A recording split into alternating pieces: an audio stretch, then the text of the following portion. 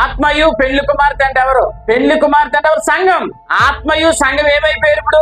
అసలు మధ్యలో ఇంకా కామాడడానికి లేదు. ఆత్మయు పెళ్లి కుమార్తె ఏకమైపోయారు. యోహాను రాసిన మొదటి పత్రికలో ఆత్మలో మనం ఉన్నాం, మనలో ఆత్మప్రభు ఉన్నాడు, ఇరువురు ఏకమై ఉన్నాం. దాన్ని మార్కు సువార్తలు అంటాడు, పరమాత్మలో మన ఆత్మ ఏకమైపోయింది. ఆత్మయు పెళ్లి కుమార్తె కలిసి రమ్ము అని పిలుస్తున్నారండి. ఎవరినే? ప్రభువా నువ్వు త్వరగా రమ్ము. దిగి రాబోతున్నాడు అంటే నేను చెప్తున్నాను, చాలా మంది ఆల్రెడీ ఆత్మలో ప్రార్థన చేసి ఆయన త్వరపెడుతున్నాడు. ప్రభువా నువ్వు త్వరగా రా, త్వరగా రా, త్వరగా రమ్ము అని ఏం చేస్తున్నారు ఆత్మలో? పరిశుద్ధమైన ప్రవర్తన, ఎంతో జాగ్రత్త. భక్తి అనేది కనిపెట్టడమా కట్టబడడమా అంటున్నారు. కట్టబడడం అంటే అదే వచనంలో ఒక పక్క ఆత్మప్రభు ఏం చేస్తున్నాడు? కడుతున్నాడు.